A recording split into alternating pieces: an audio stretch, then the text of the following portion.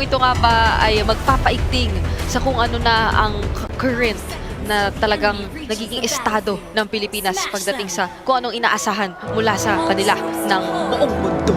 Brigida, I cannot believe my eyes. Kung isa kayo sa mga thunders ng esports. Yes.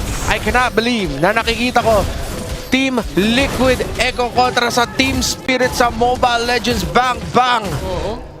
Ang laki nung logo Oo.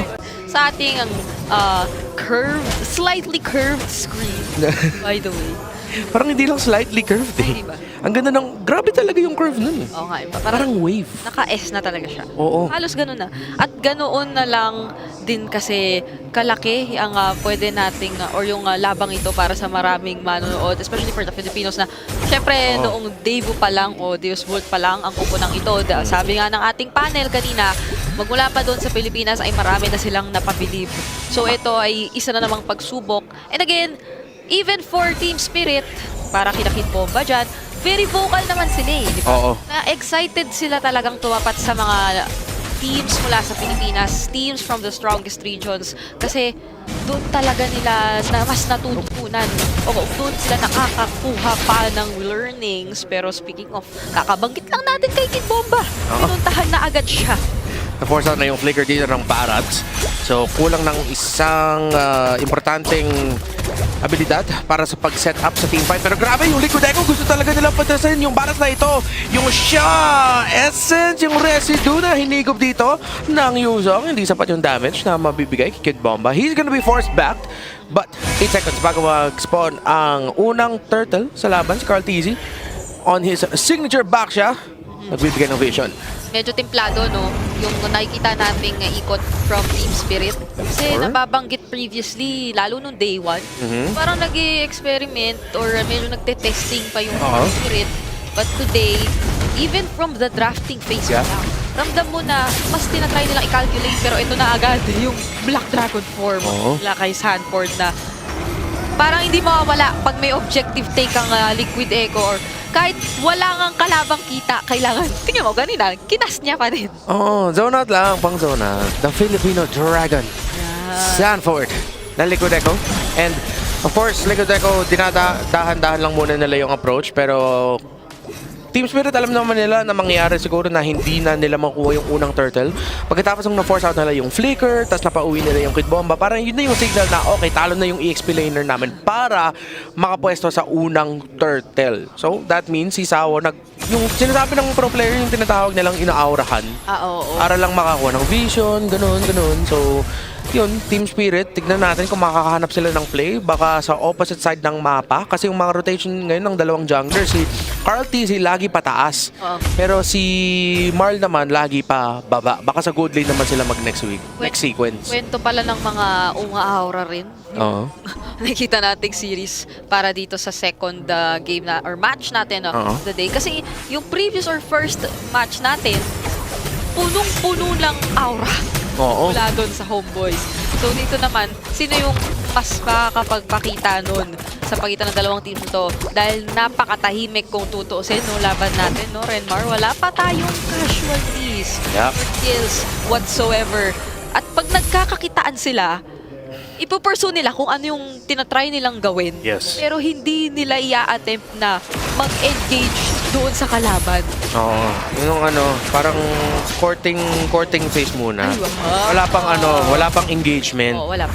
Wala pang commitment. Tagal sa bagay, matagal naman usually yung courting phase. Oo. Engagement kasi ano na yun eh. Commitment na kasi. Sure na yun eh, sure. Hindi pa ready mag-commit. Yung Team Spirit, yung mga galawan nila nakita ko ngayon, parang sila eh. Naalala nila yung nangyari sa kanila noong group stages, nung kinalaban nila nung unang araw ng group stage natin, nung kinalaban nila yung Homeboys. Natalo lang sila ng dalawang team fight sa Lord. Na-wipe out sila dalawang beses yun. Natalo sila ng laro. Pero yung Black Dragon form nila, pag na dito, ni Sanford, papasok na yung mga miyembro ng Team Spirit. Si Carl TZ pa rin makapag-retry ng Turtle. First blood, mapupunta sa Liquid Echo. Mapipitas nila si Kid Bomba. Ito na yung diversion. Sanji and Benny Cutie. Surprise from out of nowhere. Nahuli doon si Marl. Liquid Echo. Ito na ata ang umpisa ng snowball nila. Yung pinakahihintay natin na aksyon ay naganap na rin sa ating turtle at nakita natin kung papaano naging mas tansyado talaga ang Liquid Echo doon. Binay the book lang nila, yung usual na ginagawa nila kapag may turtle objectives, di ba? For the second time around, nagkaroon ulit ng Black Dragon form, kay Ford. Very timely din yung paggamit ng Petrify. Pero yung pagkakasecure ni Carteezy ng objective with that retribution na kinonvert nila agad-agad sa hindi sobrang overextend na action, pero nakakuha pa rin sila ng more than just the objective. Napaganda lalo yung early game nila. Tas off the broadcast, nag-uusap tayo na yung Claude last pick, it was a reaction just to the global presence na dinadala ng Liquid Echo. Pero si Kid Bomba, delikado pala dito dun sa top lane. Konting damage siya lang, mahuhuli siya. Si Sunset Lover, ito yung tulong niya para kay Kid Bomba. Sanji, ginamit yung flicker para makatakas. Anyway, as I was talking about, yung Liquid Echo dito. Pwede lang sila mag-rush ng Blade Armor. Mahirapan na dito si Hiko eh. Tapos tingnan mo yung first item kagad ni Carteezy, nag-Blade Armor na siya kagad. Then nakapantalon si Sanford. So baka siya rin mag-rush ng Blade Armor. Nangyari na. Unti-unti na nilang sinasagot ang damage or ang main damage dealer ngayon ng Team Spirit nang hindi pa nga niya nakukuha yung items niya at this point. Pero also applicable for Marl as the Roger. So mas na-deny nila ngayon yung early game potential na pwedeng makuha ng jungler dito ng Team Spirit. Pero ang kinagandahan din naman, sabay pa rin or pantay, no? Yung nakikita natin yung levels, dito yung junglers natin. Hindi pa rin sila masyado nahuhuli. Bigla na lang lumabas eh. Oo nga eh. Magong eh. Si Turtle na naman, nandyan nagparking sa gitna ng venue. Naman yung nasa likod. Oo. Ingat ka. Okay lang. Pero grabe ang considerate ni Pagong. Wala siya masyadong in-store mo na. Kaya nandiyan lang siya sa gitna. Just chilling. Ito kasi, pinuntahan siya una. Oo. Siya una ng Liquid Echo. Pero itong mga diversion na to nakakatakot. Tingnan mo naman! Okay, Hiko! No! There goes the jungler of gold laner ng Team Spirit. Surprise! Diversion naman dito ng Liquid Echoes. Nagiging signature na nila yung paggamit ng Loyi. The fast-paced Echo Express ngayon, dahan-dahan yung Express, pero grabe si Kid Bomba, ginamit yung flicker para makapag-tetanus welcome. Delikado ata yung basta ng Team Spirit, pero nakapag-gamit ng Minoan Fury si Sawo. Surprising engagement galing sa Team Spirit. Sinurpresa yung Liquid Echo, pero ito na yung Filipino Dragon. Benny Cutie nag-entropy. Ito na yung pasok dito ni Sanford. Marlon at Kid Bomba Polano. Dalawang miyembro ng Team Spirit. Ginatihan ng Liquid Echo. The trade goes well para sa Liquid. Gusto kong sabihin at i-highlight yung mga XP laners natin dun sa laban na yun. Pero ang sakit na ng damage kayo ni Hiko. Nakapag-ipon na. Sabihin mo pa nung Star Shatter na biglang hinabol ni Sunset Lover dun sa kabila. At ngayon, meron na naman gusto. Ay, pero mukhang depensa lang gusto nila. Pero ang sakit ng damage ni Sanji at ni JP Hiko. 50% ang bawas kagad. At kita natin yung mga kabayan natin dito sa Riyadh, Saudi Arabia. Wow! Palitan nyo yung pwesto ng CNH. Baliktad nyo. Naging Echo. Baliktad nyo nasa first floor. Kailangan na nagkapalit yung O tsaka H. Pero Echo. Makatunog, same pa rin. Pero grabe ang sakit na dito yung damage ni Benny Cutie. Ginamit yung entropy. Killing spree para sa Nathan. Para kay Benny Cutie. At yung Torres sa gitna hindi mababasag ng Liquid Echo pero lamang sila. Yan ang Nathan na namimiss na natin, ha? Oo. Matagal-tagal nang hindi lumabas ang Nathan para dito sa ating MSC. And now na nakikita natin siya sa kamay ni Benny Cutie with the 3 core items already in his hands na may 2k gold lead din compared sa kanyang counterpart or sa kanyang katapat na si Hiko. Makikita mo na bakit kahit yung pinakamakukunan ng membro ay agad-agad ang natutunaw. Pero ayan na naman, nag-commit sila Kid Bomba. Delikado, si Carl ang nahuli dito ng Death Rush. Pero grabe! Out of nowhere, Benny Cutie! Ito na yung bagyo ng Liquid Echo! Akala natin si Carteezy mahuli, pero si Sawan, si Kid Bomba ang nahuli naman dito. Hiko nag-blazing duet, pero yung Petrify! Yung combo ni Sanford! Nahuli yung gold laner, pero lamang yung Liquid Echo sa trade. 3 for 1! Ang pagpasok ng bagyo sa kung saan naganap o doon sa gitna kung saan naganap ang ating recent team fight. At balikan natin yan sa ating STC replay. Kita-kita dito. Ito yung Nathan na okay lang mag-entropy. As as in entropy papasok. Kasi napakataas na talaga nung kanyang nagiging damage output and well supported siya dito ng kanyang mga kasama. Napangiti pa ng slide doon si Carl kasi narinig niya ang cheers at hiyaw ng mga kababayan natin na nandoon sa ating Amazon Arena. At ngayon dito naman si Kid Bombay medyo may iwan mag-isa yata. Oo, pero si JP na poke habang lumilipad sa ere. Habang ginagamit niya yung circling E, Benecuity pumasok dito, ginamit yung entropy, medyo delikado ata, pero with of danger ginamit ni Benecuity. Buhay pa siya, hindi siya mahuli, pero si Sawo, ano ko yung knock-up? Double knock-up, pero makakalipad siya palabas. Tinulungan ni Danny JP, Sanford, napitas doon si Sawo, Kiba pa na, ginamit na yung flicker para makatakas. At Liquid Echo, tinutuloy-tuloy lang nila, pero natamaan doon si Benecuity ng Star Shatter ng Novaria. Sabi nila, dahan-dahan muna, nagawa na natin yung trabaho na gusto natin gawin. At hindi ba supposedly ay dapat nawala na doon si Benecuity? Oo nga, munti ka na eh. Pero yung clutch heal at clutch Bombay! Naku po! Siya naman yung nahuli dito. Si Hiko hindi mahuhuli ng burn damage. Tinutuloy-tuloy lang ng Liquid Echo. Out of nowhere. Sabi nila, dahan-dahan muna yung Echo Express, guys. First stop, second stop. Pagdating sa third stop, ang bilis na ng takbo. Naging bullet train. Ito pala yung wala palang speed limit sa Land of Dawn. Oo. At ganito kabilis ang ating mga nakikitang pangyayari sa pagitan ng Liquid Echo at Team Spirit. Pero very difficult situation ito para sa Team Spirit to kung isipin mo kasi ang pinaka magiging reliable wave clear lang talaga nila dito na hindi kinakailangan lumapit ng sobra ay si Sunset Lover. Oo. Si Hiko ngayon, kapag ka na-timingan, narinig tayo ng mga kababayan, by the way, pinaligtad na nila yung agent. Yay! Pero pagka na-timingan din kasi rito si Hiko, na by the way, ang daming pang-timing. Uy! Okay. Delikado to. Okay lang. Makakunat na dito si Carl at saka kulang pa ng damage si Hikoy. Kumakati onti, Yep. pero hindi pa ganun kakati. Yung kati na hindi mo kailangan kalmutin. Yung andun lang, di Pwede ba mong minsan desmayin. ginaganon, hina-plus mo lang konti lang, ganun lang, kasi hindi pa naman, ganun kakati, okay lang. Pero, narespeto rin naman ata ng, or hindi naman ata, pero sigurado na respeto ng Liquid Echo yung timing ng Team Spirit.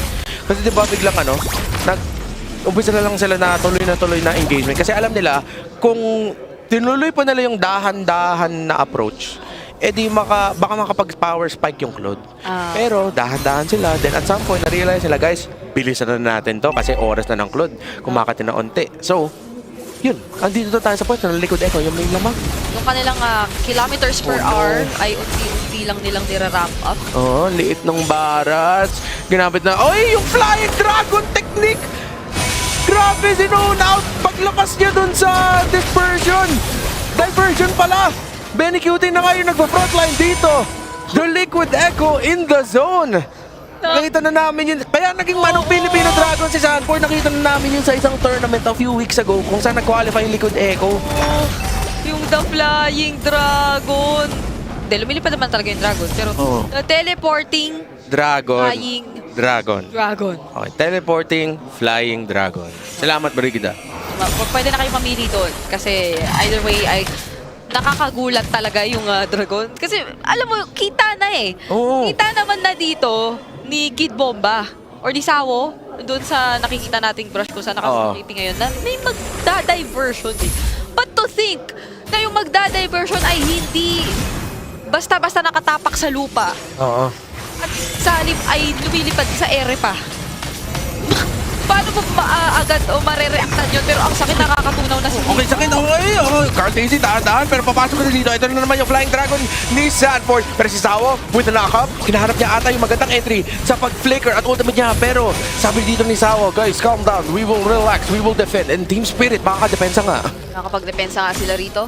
At si Benecuity ay sobrang nagiging maingat lang din. Hindi pa masyadong nagpapakita or involve ang kanyang sarili. Naging successful din naman ang Liquid Echo na makakuha at least ng isang inhibitor turret kontra sa Team Spirit. Pero gradually, yung damage na naiipon ng Team Spirit ay unti-unti na nating nadarama. So, ipipilit at isi-siege na nga ba ito ng Liquid Echo? Kala ko may dragon na naman eh. Lalabas mismo sa likod nila sa loob ng base. Pero delikado si Sawo. Ginamit yung flicker na force out yung flicker para hindi siya mahuli ng stun ng back siya. So, isang importanteng skill para sa Minotaur. Pero grabe na higop nung dispersion rotation si Kid Bomba. At yun na nga, lamang yung Liquid Echo para sa siege na ito. Oo, tapos nandito na yung Black Dragon form na mukhang sisimulan ni Sanford yung laban. Pero madedepensahan pa naman ito kahit papaano ng Team Spirit. And kung babalikan natin yung nangyari kanina, kailangan mo talagang ingatan kung ikaw si Sawo, kung paano ka mag-engage, ano? Oo. Kasi kung mabilis reaction time ni Benny Cutie. Oh! Speaking of Benny Cutie, biglang na-burst down si Sunset Lover. Pwede niya kasing i-superposition si Sawo, tapos hindi na siya makakatuloy. Oo, yung anong oras na ba dito sa Riyadh, Saudi Arabia? 38 12:38 pa. Mahal na mahal ni Sunset Lover yung sunset. Pero mga 5 oras pa, 6 na oras pa yun. Right now, it's Benny time. Anytime. Unti-unti na rin nagiging Hiko time. Pero kasi ang problema, etong si Benny wala pang nakakahanap at abot sa kanya. Teasing with the sun sa ilalim ng Torres. Hawo, wala siya makuha na nakak. Gamit yung Disperse of Sanji! Napakain ng Blazing Duet galing kay Hiko. Ito na nga yung damage ng Claude. Kailangan mag-ingat ng Liquid Echo. Diversion out para sa kanila. Discipline. Discipline. Kala ko ilalagay nila dun sa may likod tapos gugulatin with another play. Ako rin eh. Pero, di ba, at that point, kung ikaw ang Liquid Echo, nasa inyo na yung kalamangan, reset is Lamang. key. Pero, ito na, biniburst down yung Lord. Mga yung Team Spirit, sino makakuha ng Retribution Battle dito? At nakukuha ni Marl! Pero yung knock-up, ito naman yung set! Si Benny Cutie wala! Team Spirit from out of nowhere! Mapapaikot ata nila yung laban na ito! Liquid Echo, wala silang damage! Sanji nandito pa rin, si Carl TC makaka-out. Wala pa dito si Sanford at mukhang maghanap ng laban natin ng Liquid Echo. Gusto pa nila habulin yung mga miyembro ng Team Spirit. Star Satter, hindi magkoconnect. Si Carl TC nakita si Hiko. Ito na yung diversion. Papasok pa doon si Sanji at pumasok pa si Sanji! Hiko napitas! Walang gold laner para sa Team Spirit! Pero kailangan tumakbo ng mga miyembro ng Liquid Echo. Na kailangan nilang iwasan ito, meron pa silang Lord na poproblemahin dito sa bandang itaas habang sina Sunset Lover mukhang nagpupursige. Binabato yung mga Star Shatter at kukunin muna ni Marl yung kanyang orange buff. Pero ayaw ng pababain ito ng Liquid Echo. Mukhang gusto na talaga nilang patumpahin yung Lord dito bago pa ito makalakad papalapit doon sa kanilang farm or sa jungle. At magiging matagumpay sila sa depensa pero yung Team Spirit unti-unting bumebuelo na. Hiko time. Yun yung sinabi mo kanina, Brigida. At andun na nga tayo. 17 minutes in. Yung Claude nakapag full build na up to our Rose Gold Meteor. Yung nakita natin mga surprise engagements ng Liquid Echo, kailangan na unting mas kalkulado. Pero ang ganda rin yung response na ginawa ng Liquid Echo ha. Hindi pinayagan yung Team Spirit makapwesto para makapag-push sila. At yung before nung Lord ay nagkaroon naman din talaga ng attempt kung tutuusin. Kaso syempre, hindi siya yung tipong napormahan na engage from Liquid Echo. It was more on napilitan lang silang mag-react that way kasi bine-burst down na siya talaga ng Team Spirit pero nahanap si Hiko. Speaking of Hiko time, may magda-diversion ba dito sa bot? Lahat yata nandito na! Okay, yung minion waves wala pa dito para sa Liquid Echo. Ginamit nila yung lahat. Pero kailangan mag-back ng Liquid Echo, wala sa forma. Dami Yung pang- minion waves nila. Oo, dami pang pwedeng gamitin skills dun ng Team Spirit. Nakakagulat yun kung in-engage yun ng Liquid Echo. So ngayon ay medyo mag-iingat din muna. Sakit. Uy, ang sakit din! Ang sakit, besh! Sakit din nung nakita nating damage from Sanji right now. Hindi lang mga Star Shatter yung problema ngayon ng Team Spirit. Naman, gumugulong-gulong na naman yung Liquid Express eh. Oo. Pero okay, dahan-dahan. Nadahan muna. Again, napunta tayo sa late game. Oras, potential para sa Team Spirit. Mapaikot talaga. At baka makuha pa nga nila yung ayaw natin na mangyari dito. Yes. Pero Liquid Echo, yung maganda naman sa kanila, sobrang lamang sa tore. Okay. So ngayon, kailangan muna nilang panghawakan ito. Hindi nila pwedeng hanapin na ang mga laban na hindi po papabor para dito sa Liquid Echo kasi nakita natin yung pagbabackfire nun sa kanila earlier. Pakiramdam ko lang kung Liquid Echo ka ngayon nang gigigil dito sa inhibitor turret sa tape. Pero wow! Speaking of nag-iingat, nakalahati dun si Hiko. Oo. Buti na kapag siya, BMI out. Pero Liquid Echo, magra-rush sila ng Lord. Nag-call ng play sa taas para makakuha lang ng informasyon at diversion. Hindi yung ultimate ng Loyi, but the literal word diversion. At nakuha nila yung Lord at yung Torres sa taas. Sobrang bilis nung shift. Oo. As in, nag-attempt silang gumawa ng play dun sa taas. Nagawa nila mapareact. to a certain extent si Hiko, pero hindi nila finull out commit kasi meron silang next na pakay in mind right after nilang magawa yung napakaliit or yung attempt lang na yun para dito sa or kontra sa Team Spirit. And now they have the Lord, nagmamarcha sa middle lane at nandun na si Carteezy umumpong pero nag-winding wins pa out at eto na yata ang laban. Marl Pulado, ginamit na dito yung ultimate ng Novaria at yung Liquid Echo, dahan-dahan nila. Binabawasan yung mga miyembro ng Team Spirit. Kid Bomb, mamahuli ni Benny Cutie. Pero si Benny Cutie, kasakit ng damage nakuha niya, nakapag-importante. Isa ako, ginamit yung ultimate niya rin. JP, yung shields ng Matilda! JP, kasalanan mo yun! At yung Liquid Echo, makakakuha ng game number